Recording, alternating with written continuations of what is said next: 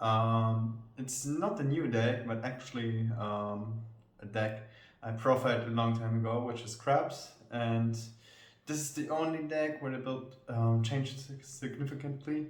So I wanted to show you guys the updated build because there are a lot of changes. Mostly the build is inspired by the format library tournament build from Lab. So you're going to see a lot of similarities. We talked a lot about the deck in Discord, so his decisions and the deck profile interview, which I did on the Tango Plantown Discord channel, influenced me a lot, and I think the build is now improved.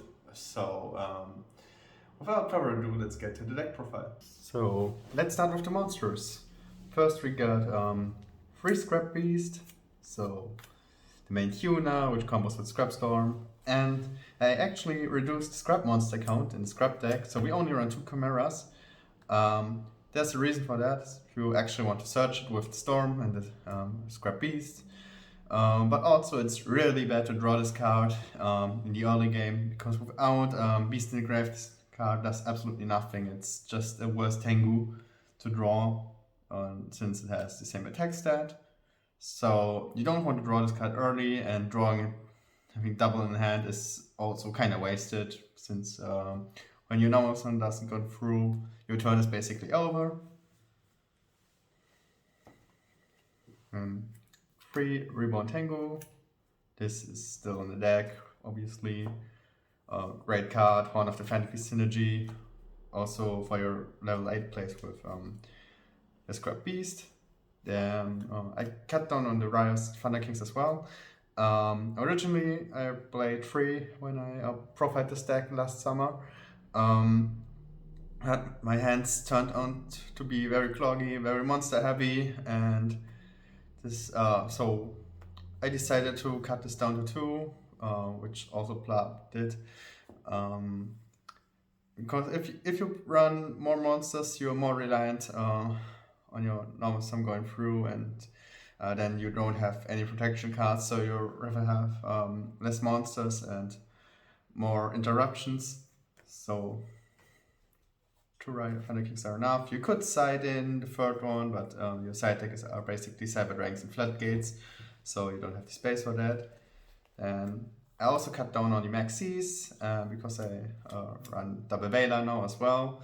The biggest threat for this deck are Chaos Monsters, so you want to have the interruption. Veiler's also great against Soul Guide, of course. In some matchups, Maxi is obviously not that great, like decks like TG Stun or against the Chaos deck, which are very popular in the modern September 2011. So running this as 2/2 is better. You can, for this plant decks or quick draw decks or any kind of special samurai deck, you can also side in the 3rd Maxi. It's in the side deck as well, and also 1 DD Crow. And we want to go on maximum consistency, since we, like in the Infernity deck, we want to draw specific cards. So we run 3 upstarts and 3 Pot of Duality.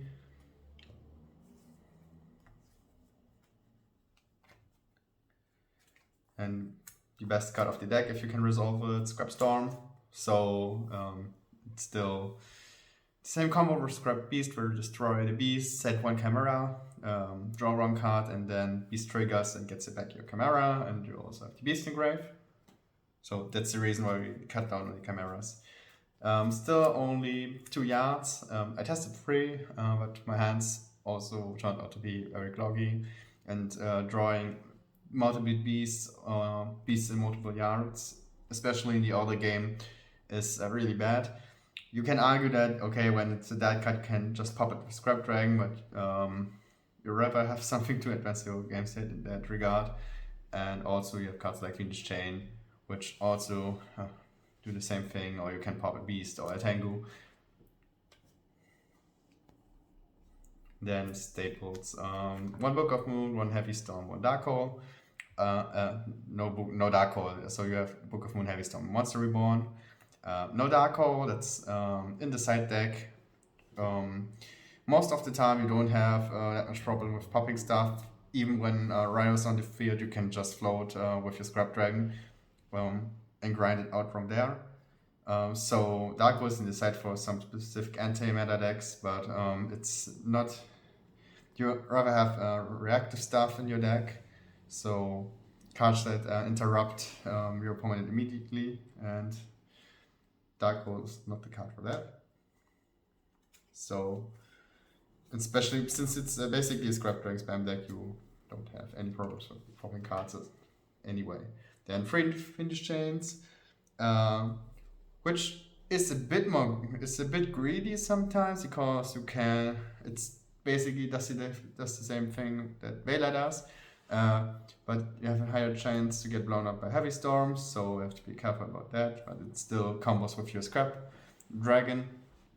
So you could also run through Vela 2 Finish Chains, or just 3-1 or 3 or 2-2. So what you prefer more?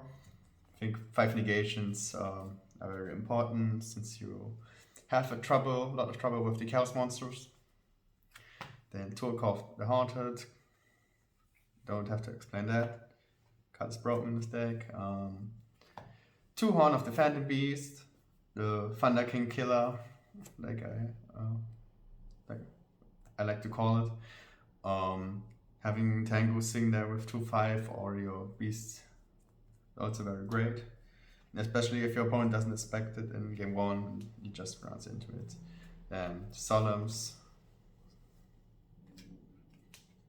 1 Torrential, so I play this off a Dark Hole. You could argue that it's not that great since the Scrap Dragon doesn't float, but I highly disagree with that, especially when your opponent overextends, and it's basically so you don't get killed and you survive the opponent's turn, and then you can go for your plays from there. And 1 Trap Dust Shoot. I originally didn't like this card since this deck is more of a grindy deck, but it can still pop off quite a bit, where it's useful to have the hand information or just shuffle back something like a Maxi or a Veiler, or slow down your opponent anyway. So, and it's very important to play, and it gives you the opportunity to play around a lot of the back row stuff. So it's in there, and also even if you draw that, you can pop it to Scrap Dragon. That's one of the upsides you only have with this deck. And now we get to the extra deck. 1 Trishula, you don't make this that often, but it's there as an option. 1 Twin Dragon, you can't make this with your main deck, but this deck of course cites Cyber Dragons. So you can summon it with the Cyber Dragon and Scrap Beast, and you have the space anyway, so you can just throw that in. And of course the main card where you play this deck.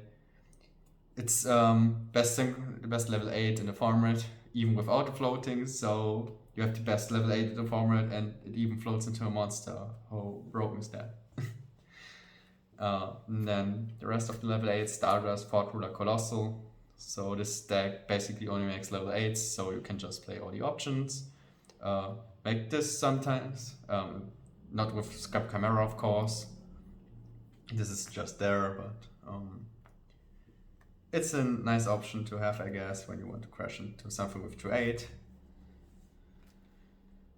And 1 Black Rose as a level 7 option. You don't run more, but they are not. Level 7s are not that great in this format anyway. 1 Barkion, you can make this with Beast and Maxi. But especially great is that Maxi is not that great against decks where this card is good. So against all the trap heavy decks, you can just go into this.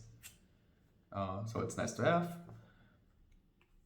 And I don't run Bryanek because it's really awkward to make. You could make it with Cyber Dragons and Effect Veiler, but besides that, there's no other option. So I prefer to play cards that I can actually summon even without Reborn shenanigans.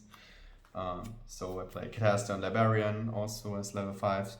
You don't make them as often, but it's nice to have as an option with your Veiler and one of your level 4s, especially Tengu.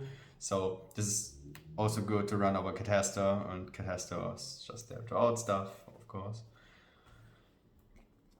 Then one Utopia on Roach. You could maybe run a second Utopia or a second Utopia as rank 4 option. Zenmeister's not that great, but never had the need to run more than 2 rank 4s, so you don't make them as often, but they're kind of nice to have, especially with the restriction of Scrub Chimera. And then there's the Cyber Chimera tag is already in the extra deck, so I don't run the second one because there was enough space in the Gladiator Beast deck, but there's not enough space in the extra deck of this. So maybe if your opponent just lets their machines there because it's a brain fart, you could maybe surprise them with this card in game 1, because I think Cyber Dragon should be a card that is going to be in more main decks. That it's just my opinion. So it's of course also there for the Cyber Dragons, and it's already enough if you can just summon the Cyber Dragon and fuse away the Cataster. Gets even better when you get Zen mains in the format, but it's after Photo Shockwave, of course. But just to mention that. So that was the scrap deck profile, or the updated scrap deck profile. If you liked the video, make sure to subscribe, and if you want to join our Discord and become a citizen of the Tango Plant Town, the link is in the description. We got a tournament coming up for March, so stay tuned for that. We got a prize money, which is going to be $100. Besides that, have a nice weekend and goodbye.